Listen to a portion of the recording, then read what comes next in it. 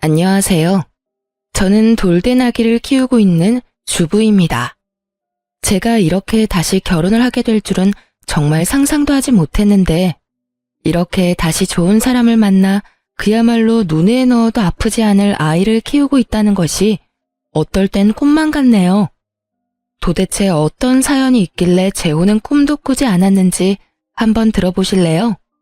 저와 남편은 같은 회사 동기로 서로 어려울 때 돕고 지내니 자연스럽게 만나게 되었고 1년가량 연애하다 결혼을 하게 되었습니다. 남편은 외동, 전 언니만 2명이 있었는데 언니들이 아직 시집을 가기 전이라 처음으로 생긴 사위라며 친정에선 저보다 남편을 더 아끼고 예뻐해 주셨고 시댁 역시 하나뿐인 며느리라고 저를 참 예뻐해 주셨습니다. 그렇게 제 앞날엔 꽃길만 가득할 거라 생각했는데 문제는 제가 전혀 예상치 못한 곳에서 일어나더군요. 당시 남편과 요즘 대부분 신혼부부가 그러하듯 돈 관리를 따로 하고 있었고 생활비 통장으로 일정 금액을 모아 생활하고 있었어요. 번 돈을 각자 관리하니 서로 터치할 일도 없고 좋더라고요. 그렇게 돈으로 언성 높이는 일 없이 평화롭게 지내던 어느 날, 생활비 입금해야 하는 날짜가 지났는데 남편이 돈을 입금하지 않고 있더라고요. 전 대수롭지 않게 남편이 잊었나 보다 하고 생각했고 남편에게 돈을 보내라고 했어요. 여보, 생활비 아직 안 들어왔더라? 시간 날 때 보내놔. 아, 맞다. 알겠어. 조금 있다가 보낼게.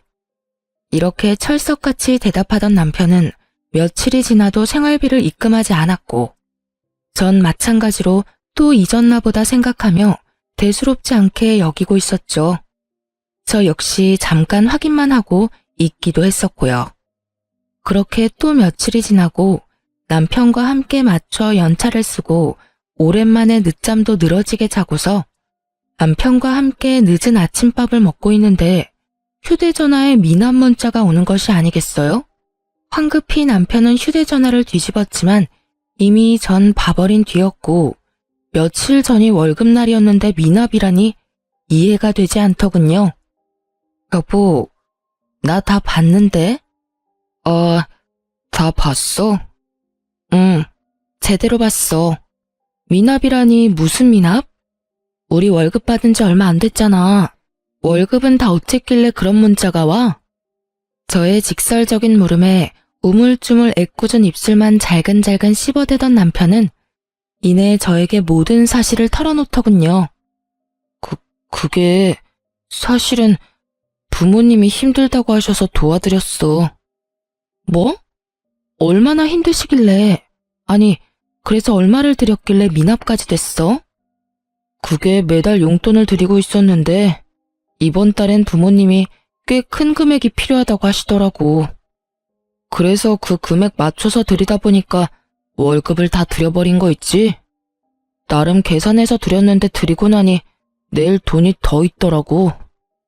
저로서는 남편의 말이 이해가 되지 않았어요. 제가 알기론 시댁도 못 사는 편이 아니었는데 굳이 아들 돈까지 다 끌어다 쓴다는 사실이 제 상식선에선 이해가 되지 않더라고요. 아니 여보, 말을 좀 똑바로 해. 그렇게 두루뭉술하게 이야기하지 말고. 아버님 요즘 일 힘드셔? 아님 다른 이유가 있는 거야? 무슨 이유길래 부모가 자식 생활도 되지 않게 돈을 다 가져가시냐 이 말이야. 당신이 똑바로 설명을 해야 내가 돕든지 말든지 할 거 아니야. 저는 도무지 이해되지 않는 상황에 남편을 닥달하기 시작했고 남편은 마지못해 상황을 털어놓더군요. 아버지가 사업을 확장 중인데 거기에 돈이 꽤 들어가나 봐. 그래서 있는 돈 없는 돈 다 끌어다 써서 생활비조차 없다지 뭐야. 그래서 생활비도 좀 드리고 이것저것 필요한 돈도 좀 드리다 보니 이렇게 돼버렸어. 정말이지 미치고 팔짝 뛸 것만 같더라고요. 자식이 부모님 도와드리는 거?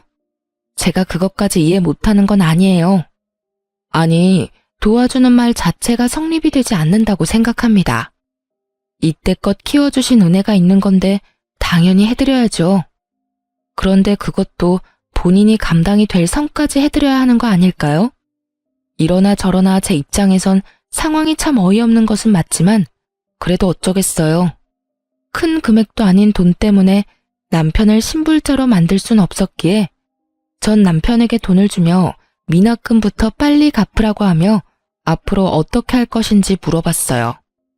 돈 입금했으니까 그 미납금부터 얼른 갚아. 고마워, 여보. 정말 진짜 고마워. 이번이 마지막이야. 알겠지? 알겠어. 앞으로 이런 일 없도록 할게. 그래. 말이 나왔으니까 하는 말인데 앞으로 어떻게 할 예정이야? 계획은 있으시대? 이미 벌인 사업 어쩌시겠어. 계속 진행하실 모양이더라고. 그래서 말인데 당신만 허락하면 앞으로도 계속 금전적인 도움은 좀 드리고 싶어. 이번처럼 아무 생각 없이 돕는다는 게 아니라 내 능력 되는 선에서 말이야. 솔직하게 말하자면 어이가 없긴 했지만 전 알겠다고 대답했어요. 그 찰나의 순간 만약에, 아주 만약에 저희 부모님이 지금 시댁과 같은 상황에 닥치게 된다면 저 역시 남편처럼 부모님을 외면할 순 없겠다라는 생각이 들어서였죠. 그렇게 생각하니 한결 마음이 유해졌고 전 좀 더 남편을 이해해 보기로 했어요. 그래, 당신이 감당할 수 있는 선에서 신용에 문제 없을 정도로 도와드려. 그리고 생활비는 한동안 내가 감당할 테니까 생활비는 신경 쓰지 말고 당신이 훗날 후회되지 않게 부모님께 잘해. 여보, 정말 고마워. 난 사실 당신이 이렇게까지 날 이해해 줄 거라곤 생각도 못했어. 앞으로 내가 당신한테 정말 잘할게. 그날 이후 남편뿐 아니라 시댁에서까지 제 덕에 위기를 잘 넘겼다며 저를 더 어여쁘게 여겨주시기 시작했고 전 마음을 돌려먹길 잘했다고 생각하며 남편을 도와 시댁 뒷바라지를 열심히도 했습니다. 그것이 다 부질없는 멍청한 짓인 줄은 그 당시엔 꿈에도 알 수 없었으니까요. 제가 시댁 일에 힘을 보태고 있던 그 순간 생각지도 못했던 일들이 친정에 일어나고 있었더군요. 그건 다름 아닌 아빠의 회사가 예기치 못하게 부도 위기에 놓이게 되고 엎친 데 덮친 격이라고 아빠마저 쓰러지셨던 것이었어요. 다행히 쓰러진 아빠를 일찍 발견해 급하게 수술에 들어가게 되었고 천만다행으로 수술은 잘 되었지만 친정 식구들에겐 수술비가 걱정이었죠. 부도를 막느라 언니들이 모은 돈과 언니들의 집까지 쏘아부었던 터라 수술비를 마련하긴 힘든 상황이었던 것이었어요. 시집을 간 저에게까지 손을 빌리고 싶지 않았던 부모님은 이 모든 사실을 비밀로 하고 있었고 아무리 노력해도 돈을 구할 수 없었던 첫째 언니는 결국 저에게 전화를 걸어 모든 사실을 털어놓게 되었던 거죠. 언니, 목소리가 왜 이렇게 안 좋아? 무슨 일 있어? 그게 말이야. 사실은 아빠가 쓰러지셔서 수술을 했는데 입이 안 떨어진다 정말. 뭐? 아빠가 쓰러지셨다고? 언제? 왜 나한테 말 안 했어? 그래서 수술은 어떻게 됐는데? 잘 안 됐어? 아빠 위독하셔? 아니, 수술은 잘 됐는데 수술비가 없어. 사실은 아빠 회사가 힘들어서 나나 둘째나 모은 돈이고 집이고 팔아서 아빠 보태드렸거든. 그래서 부도는 겨우 막았는데 수술비를 낼 돈이... 그런 이야기를 왜 이제서야 말해? 내가 정말 못 살아. 우린 너 시집도 갔고 이제 너도 네 가정이 있는 건데 괜히 이런 일까지 신경 쓰게 하고 싶지 않아서 그랬지. 그런 말이 어디 있어? 시집 가면 가족이었던 사람이 가족이 아닌 게 돼? 일단 수술비는 내가 당연히 마련할 테니까 수술비 걱정은 하지도 말고 있어. 앞으로 이런 일 있으면 바로 연락하고. 그래, 고맙다. 우리 막둥이가 언제 커서 이렇게 든든해졌나 몰라. 나 옛날에 다 커서 시집도 왔거든? 그러니까 언니도 걱정하지 말고 좀 잠이나 좀 자. 보나마나 잠도 한숨 못 잤을 텐데 내일은 내가 가볼게. 그래, 덕분에 오늘은 발 뻗고 푹 잘 수 있겠다. 그럼 내일 봐. 언니와의 통화를 끝낸 저는 가족들이 막막했을 생각을 하니 눈물이 다 나려고 하더군요. 시댁을 신경 쓰느라 친정에 무심했던 제가 한심하기도 했고요. 이런저런 생각들로 눈물이 고이려는 그때 옆에서 모든 말을 듣고 있던 남편이 다짜고짜 저를 붙잡고 화를 내기 시작했어요. 왜 그 돈을 당신이 내? 뭐? 순간이지만 전 제 두 귀를 의심했어요. 나서서 수술비를 내자고 해도 모자랄 판국에 아빠 이야기는 단 한마디도 묻지 않고 그 돈을 왜 내냐고 화를 낸다뇨. 수술비가 한두 푼이야? 적어도 몇백은 좋긴 넘을 텐데. 우리가 지금 그런 돈이 어디 있어. 당신 지금 고작 몇백이 아까워서 이러는 거야? 당신도 방금 옆에서 다 들었잖아. 지금 우리 친정 상황이 어떤지. 있으면 좋은 돈이 아니라 있어야만 하는 돈이라는 거 다 알면서 지금 그런 말이 나와? 알지, 아는데 당신도 잘 알잖아. 지금 우리 부모님도 자금난에 허덕여서 우리가 보탬이 돼야 하는데 장인어른 수술비까지 들이면 어떻게 해? 차라리 그 돈으로 우리 부모님을 도와주면 더 좋잖아. 이 무슨 정신 나간 소리인지 모르겠더라고요. 남편놈은 지금 자신의 입으로 얼마나 미친 소리를 해대는지 모르는 듯 잔뜩 찌푸린 미간이 참도 당당하더군요. 당신 말 잘했다. 당신 부모님 힘들다고 당신이 한동안 돕는다고 했을 때 나 사실 어이없기는 했지만 군말 없이 그러라고 했어. 당신 부담스러울까봐 우리 집 생활비는 내가 다 부담하기도 했고. 그게 1년이야, 1년. 그 시간 동안 난 당신하고 당신 집을 위해서 내 나름대로 보탬이 되려고 최선을 다했는데 당신은 지금 뭐야? 차라리 그 돈으로 당신 부모님이나 돕자고? 지금 그걸 말이라고 해?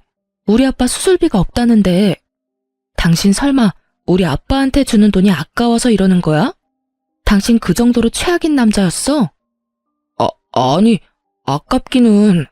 우리 집엔 자식이 나 하나뿐이라서 어쩔 수 없이 내가 도와야 했지만 당신 집은 아니잖아. 처형이 2명이나 있는데 왜 당신까지 나서서 도와야 하냐 이 말이지. 그것도 우리 집도 어려운 이럴 때 말이야. 전 더 이상 남편과 대화라는 걸 나눌 필요성을 느끼지 못하겠더라고요. 언니들은 자신의 집까지 팔아서 집안에 보탬이 되었다고 말하며 설득할 힘도 없었고요. 아, 다 됐고 당신이 당신 돈으로 시댁 도왔듯이 나도 내가 모은 돈으로 아빠 수술비 드릴 테니까 상관하지 마. 그게 왜 당신 돈이야? 그건 부부 돈이지. 정신 차려. 그게 왜 부부 돈이야? 그건 엄연히 내가 벌어서 나 혼자 모은 내 돈이야. 이런 말 하는 거 치사해서 하기 싫었는데 당신이 당신 돈으로 뭘 하든 당신한테 아무 말 안 했으니까 당신도 내 돈으로 이래라 저래라 입대지 마. 신경도 쓰지 말라고. 알겠어? 제 말에 남편은 입을 꾹 다물고 저를 노려보더라고요. 양심이 있다면 그때라도 자신이 생각이 잘못됐다고 반성이라도 하는 모습을 보여야 정상일 텐데 제정신도 아니고 양심이라는 것도 없는 남편놈은 저를 향해 씩씩거리더니 이내 그 야밤에 자리를 박차고 나가버리더군요. 저도 화가 단단히 났던지라 그대로 나가버리는 남편의 모습을 보며 내가 말이 너무 심했나? 좋은 말로 잘 설득해 볼 걸 그랬나? 이딴 생각들은 전혀 들지 않았고 오히려 시원하게 욕 한마디 못해준 것이 후회스럽기까지 하더군요. 그렇게 저는 저대로 남편에 대한 섭섭함으로 씩씩거리고 있는데 시댁에서 전화가 오더군요. 그 야밤에 어딜 갔나 했더니 우리 부모님 노래를 부르던 남편놈은 시댁으로 가 모든 사실을 다 잃은 듯 했어요. 당장 시댁으로 오라는 시모의 목소리가 날카로웠거든요. 전 망설임 없이 시댁으로 향했고 시댁에 들어서니 남편놈은 방으로 쏙 들어가더니 나오지 않더군요. 시부는 언짢다는 듯 팔짱을 끼고 앉아 있었고 시모는 가타부타 묻지도 따지지도 않고 화를 내기 시작하더군요. 네가 제정신이니? 출가 외인인 네가 왜 친정일에 끼어드는 거야? 그것도 다른 일도 아닌 돈 드는 일에. 원래가 그렇다. 시집간 딸은 친정일에 함부로 나서서 돕고 그러는 거 아니다. 이 말도 기가 막히는데 그 뒤를 잇는 말들은 그야말로 한 편의 막장 드라마를 연상케 하더라고요. 네 언니들도 있으니 언니들이 알아서 할 게다. 사돈 처녀들 능력 좋은데 왜 굳이 너까지 나서니? 그러니까 친정에 돈 줄 생각은 하지도 마. 우린 절대 반대야. 그 돈이 어떤 돈인데 친정을 주긴 줘? 생각이 없어도 어쩜 저리도 없는지. 생각이 없는 사람이 누구인데 저딴 말을 하는 것인지. 하고픈 말은 많았지만 그래도 어른이니 막말을 할 순 없는 노릇이었고 그저 전 제 뜻을 확고하게 전하기로 했죠. 어머님, 그렇게는 못합니다. 전 이미 수술비 드리기로 마음 먹었고 제 돈으로 제 친정에 드리는 돈이니 어머님도 제 뜻 존중해 주셨으면 좋겠어요. 제 말을 들은 시모는 남편과 짠 것인지 남편놈과 똑같은 말을 하더라고요. 그게 어떻게 네 돈이니? 네가 시집와서 우리 가족이 된 후에 번 돈이니 우리 아들 돈이자 시댁 돈이지. 그런 논리라면 그이가 지금 버는 돈뿐만 아니라 아버님 사업으로 벌어들이는 수입까지 다 제 돈도 된다는 말인데 앞으로는 이 돈 저 돈 할 필요 없이 막 끌어다 써도 되겠네요? 그렇죠, 어머님? 그런 뜻 맞죠? 개떡 같은 논리를 펼치는 시모에게 저 역시 찰떡 같은 논리로 맞대응해 주었고 시모는 누구보다 빨리 선을 딱 그어버리더군요. 어머, 넌 말을 참 이상하게 한다. 그건 아니지. 내 아들이 번 돈은 내 아들 돈, 우리 남편이 번 돈은 우리 집 돈이지.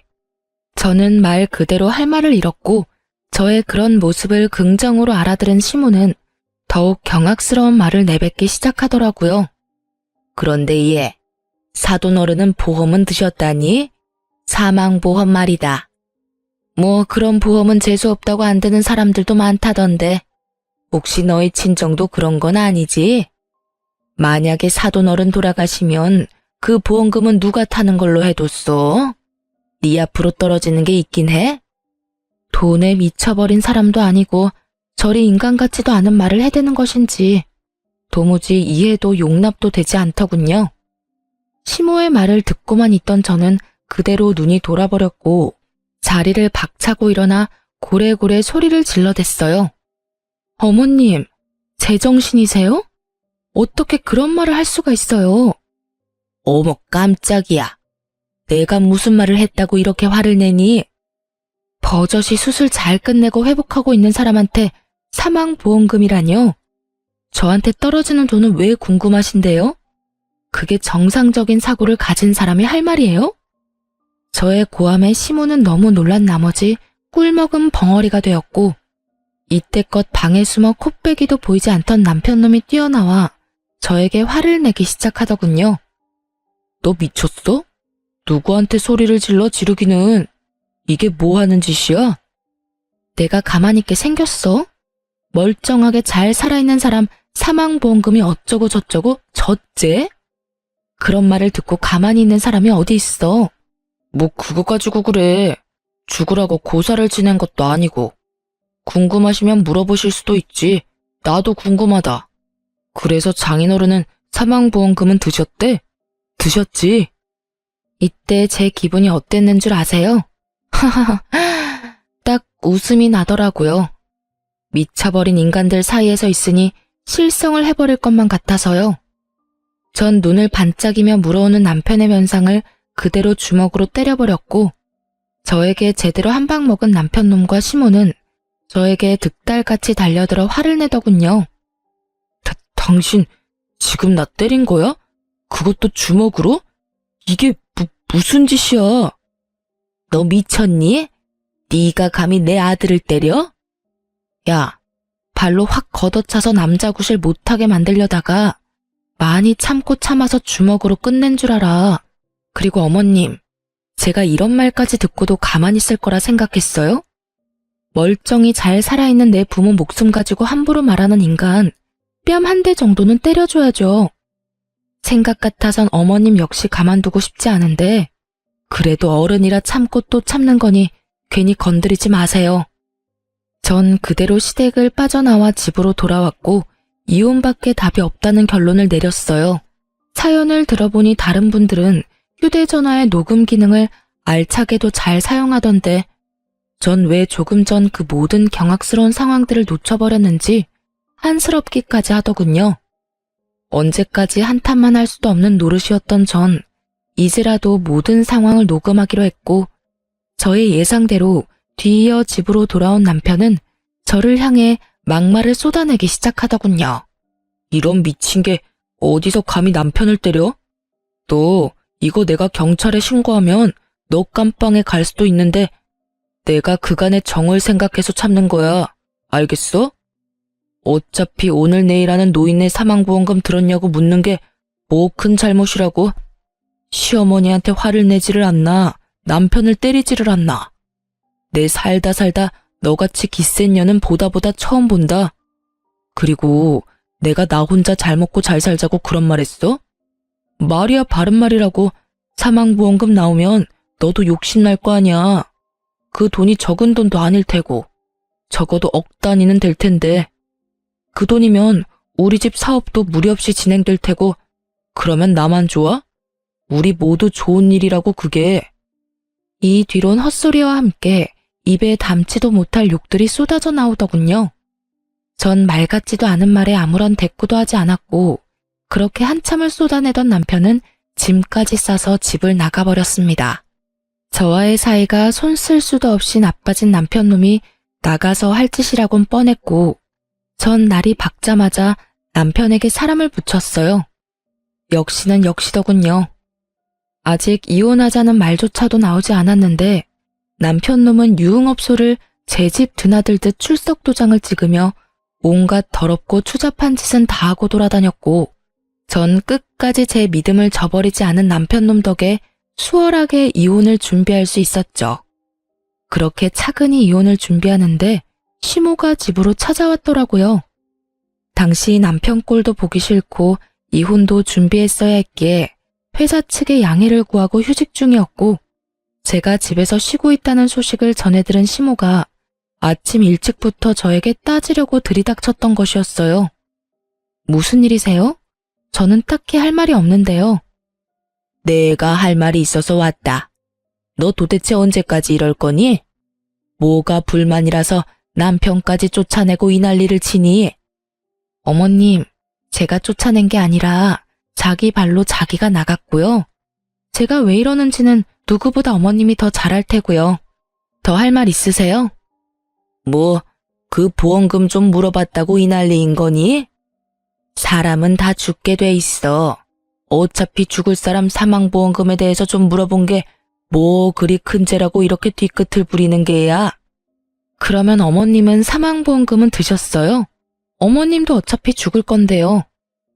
이혼을 마음먹으니 전 못할 말이 없었고 막상 자신이 그런 말을 듣게 되자 화가 머리끝까지 난 시모는 갖은 욕을 하며 저를 밀쳐대더라고요. 더는 참지 않기로 한 저는 그런 시모의 손을 인정사정 볼 것 없이 뿌리쳐버렸어요. 뭐가 어쩌고 저쩌? 이런 미친년이 어디서 그런 재수없는 말을 입에 담는 거야? 지금 기분이 어때요? 더럽죠? 재수없죠? 지금 느끼는 그 기분 저도 그대로 느꼈어요. 이제야 제 기분이 어땠을지 알겠어요? 너랑 나랑 같니? 그건 엄연히 다른 경우 다른 문제라고. 아휴, 다 필요 없고 이제라도 마음 돌려 먹어라. 네가 수술비 따윈 주지 말고 무릎 꿇고 잘못했다고 싹싹 빌면 이혼만은 하지 않도록 도와주마. 너 지금 내 아들한테 이혼당하게 생겼어. 알고는 있니? 들어보니 친정에서 하던 사업도 부도 직전이라고 들었는데 그런 친정하고 연락하고 지내면 뭐하니? 너한테 빌붙기밖에 더해. 그러니까 친정하고는 이참에 영 끊어버리고 우리한테 납작 엎드려서 살란 말이야. 내가 내 아들은 잘 설득해 줄 테니. 이혼하라고 하면 누가 겁이라도 낼 거라고 생각했는지 남편을 설득해 준다고 하며 시모는 있는 유세 없는 유세는 다 부려댔고 그 모습을 지켜보던 전 코웃음이 다 나더군요. 그럴 필요 없어요. 이미 수술비만 아니라 그동안 알뜰살뜰 모았던 돈 다 드렸거든요.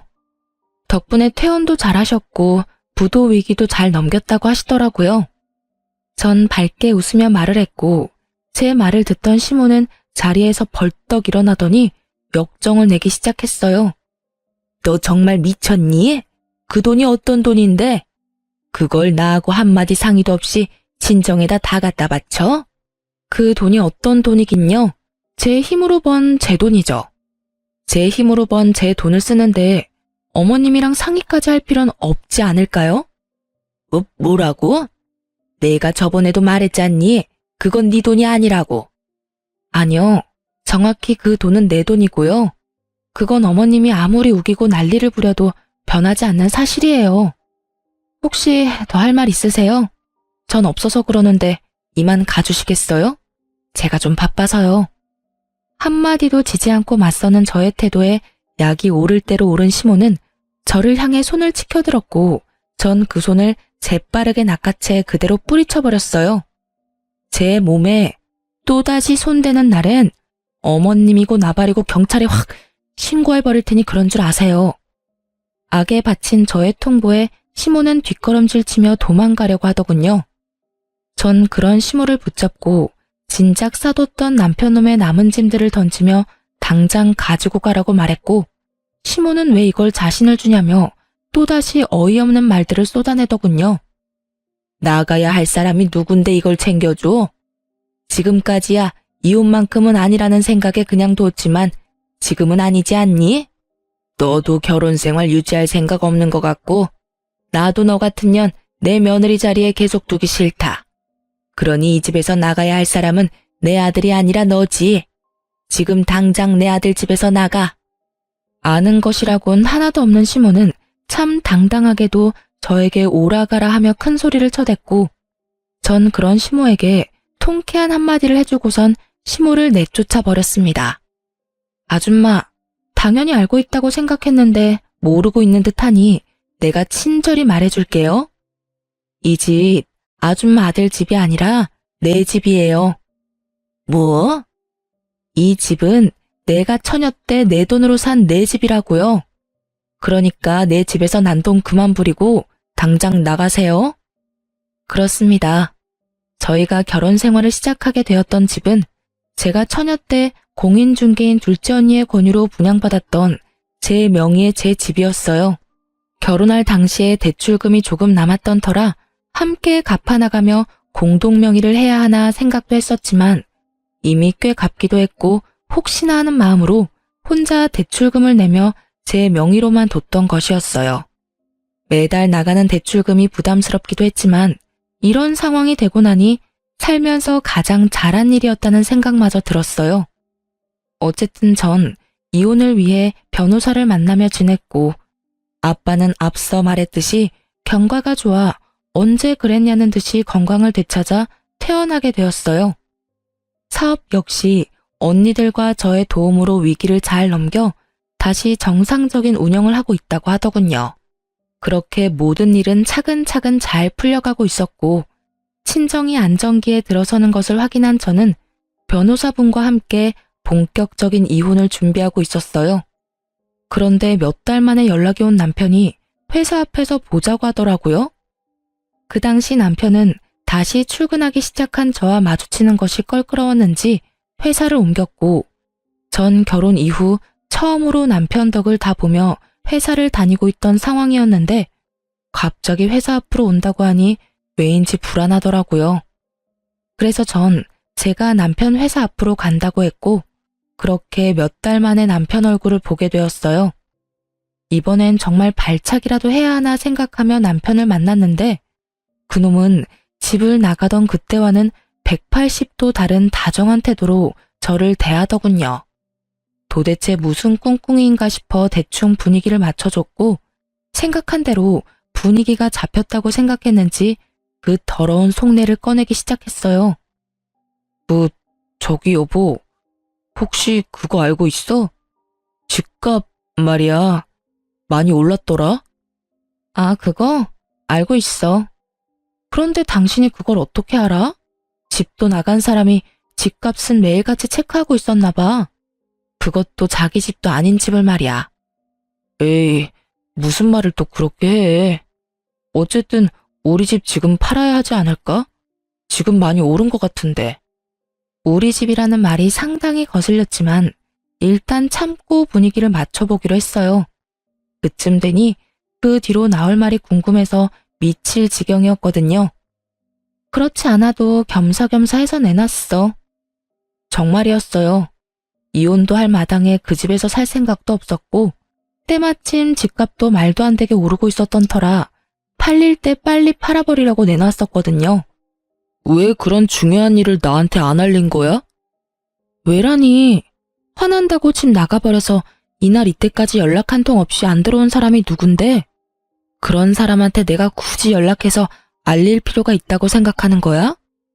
아니, 다 때려치우고 당신이 나한테 지금 따질 입장이나 된다고 생각하는 거야?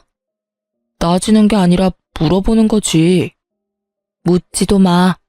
어차피 그 집 당신 집 아니고 내 돈으로 산 내 집인데 당신이 무슨 권리로 궁금해해? 관심 꺼주라 제발.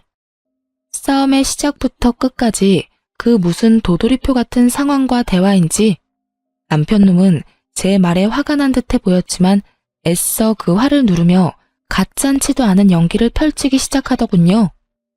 여보, 무슨 말을 그렇게 섭섭하게 해. 나 지난 몇 달 동안 정말 후회도 많이 하고 반성도 많이 했어. 그깟 자존심이 뭐라고.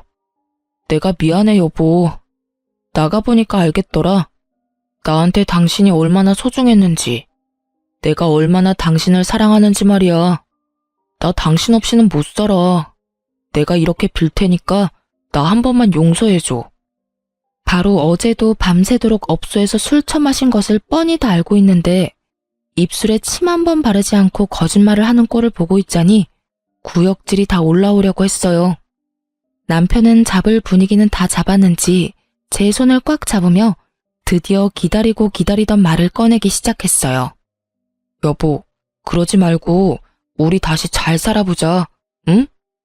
사실 요즘 나 조금 힘들어. 당신도 알고 있지? 우리 집 좀 힘들었던 거. 좀 나아진다 싶더니 요즘 또 많이 힘든 것 같더라고.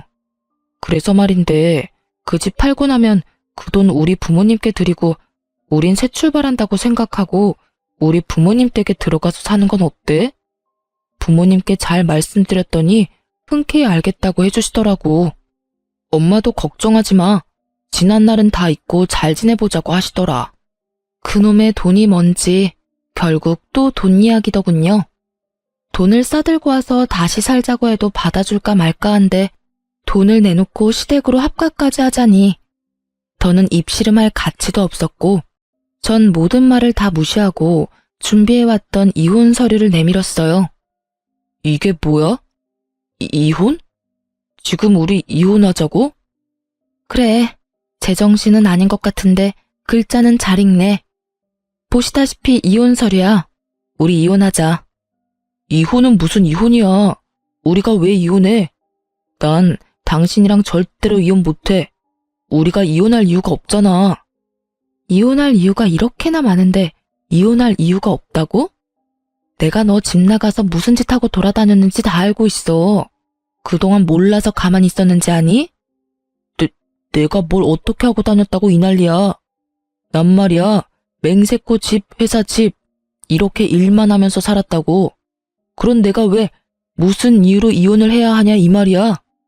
역정을 내며 이유를 들먹이는 남편에게 전 그간 모았던 사진들을 건넸고 사진을 건네받은 남편이 바들바들 떨며 되지도 않는 변명을 늘어놓는 순간 전 바로 다음 증거를 준비했어요.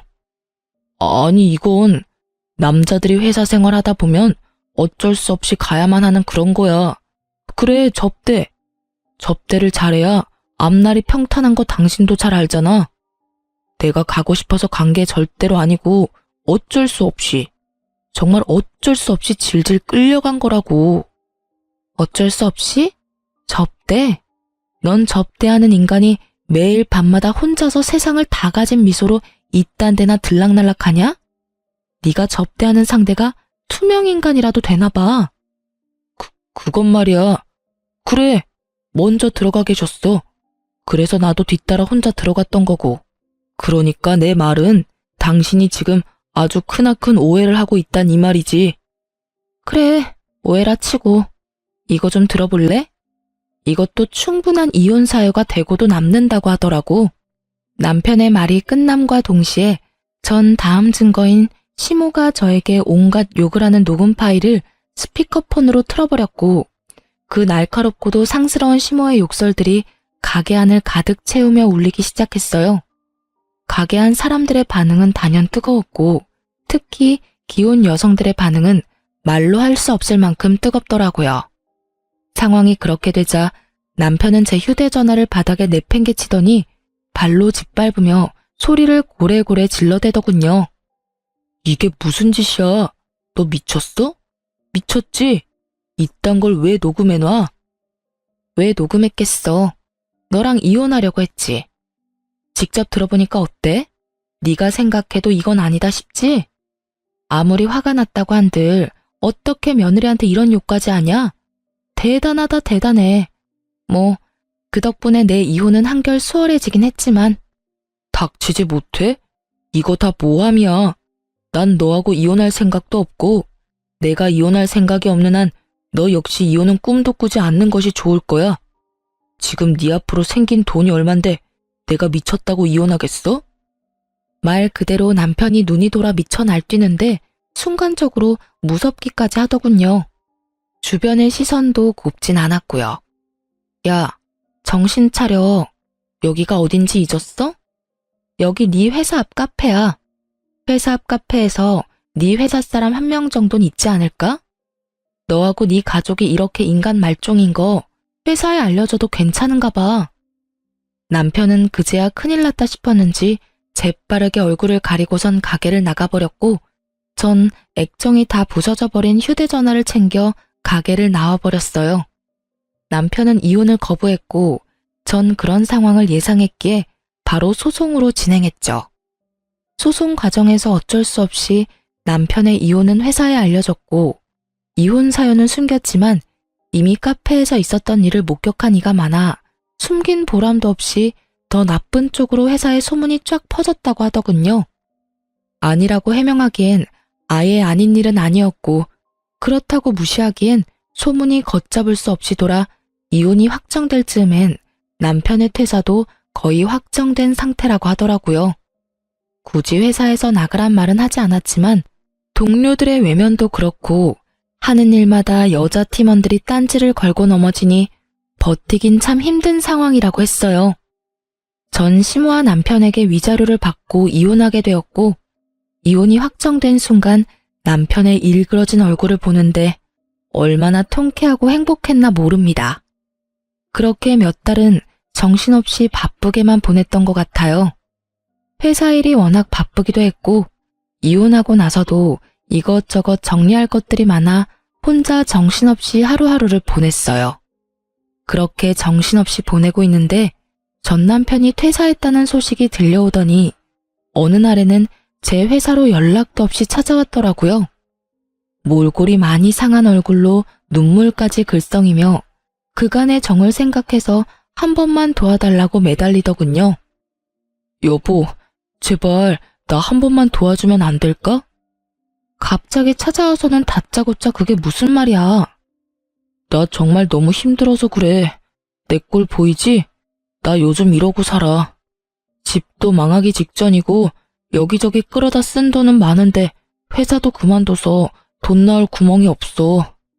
내가 오죽하면 여기까지 왔겠어. 그러니까 우리가 함께 살던 정을 생각해서라도 한 번만 도와주라, 응? 정 같은 소리 한다 진짜. 너하고 나 사이에 남은 정이 있을 거라고 생각하는 거야? 내가 도와줄 거라 생각했던 거야?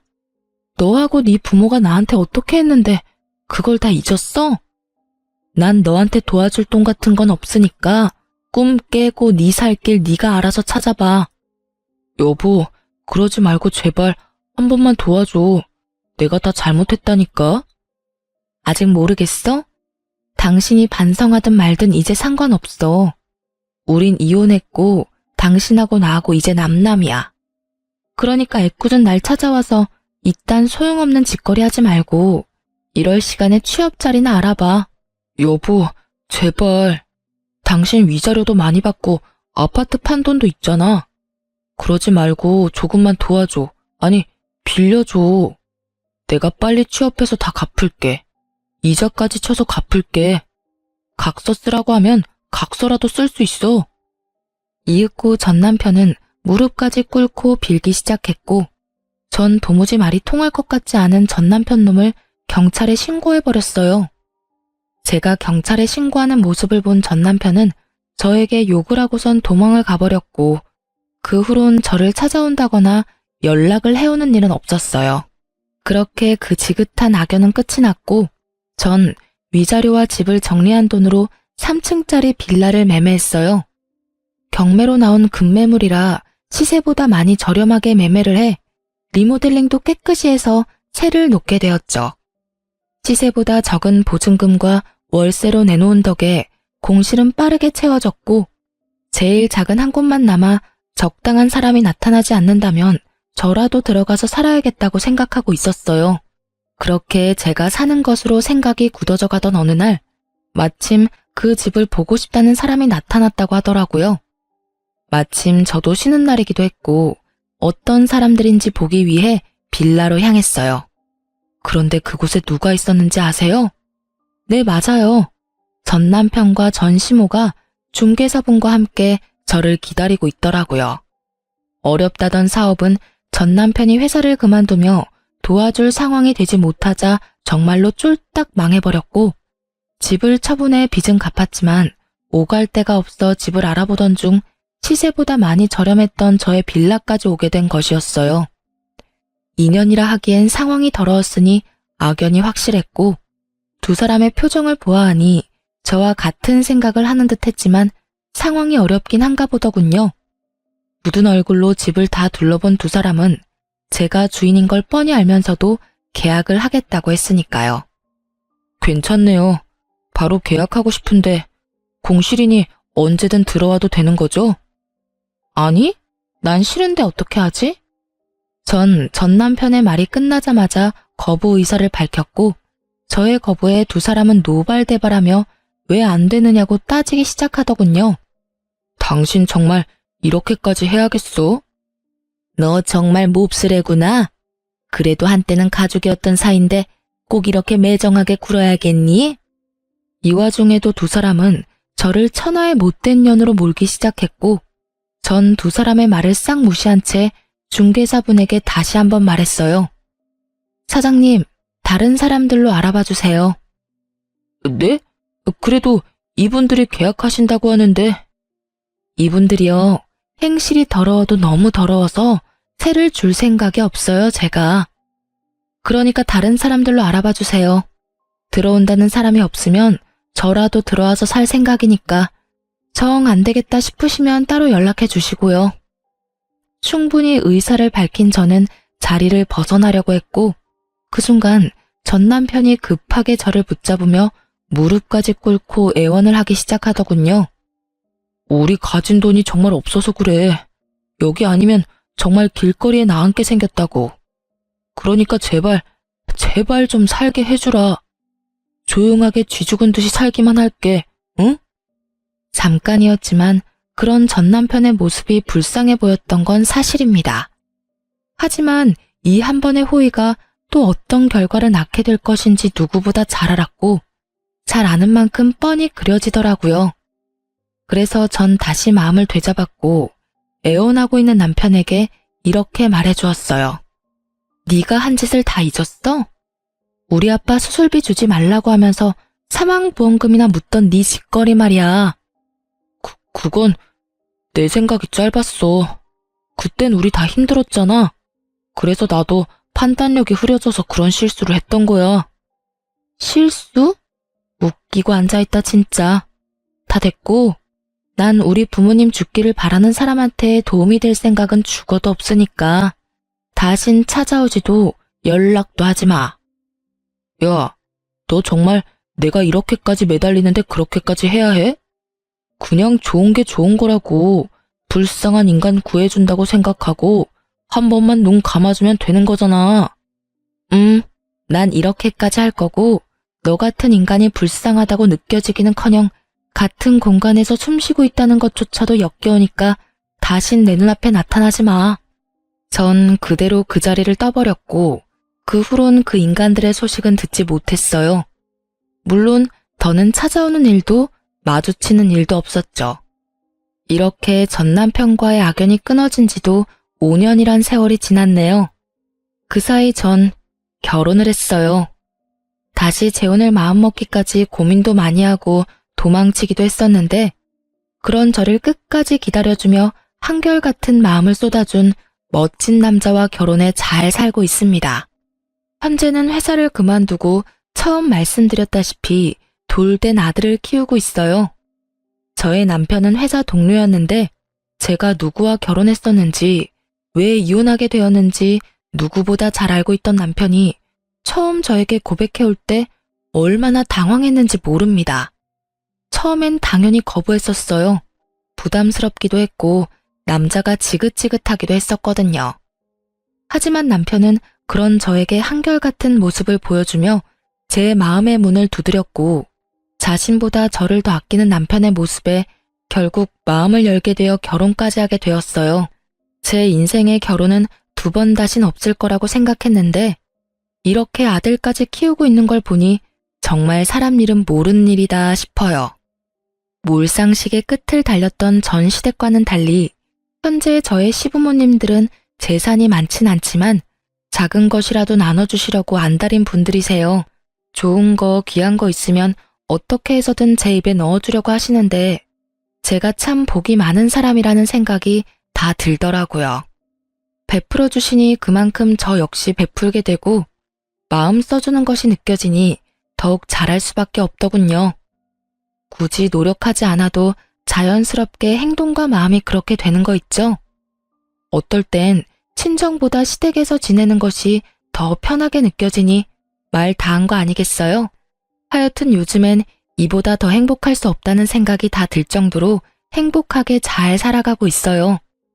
남은 제 앞날에도 행복하길 다들 응원해 주실 거죠? 길었던 제 사연은 이로써 끝이 났습니다. 긴 이야기 들어주셔서 감사하고 모두 행복하세요.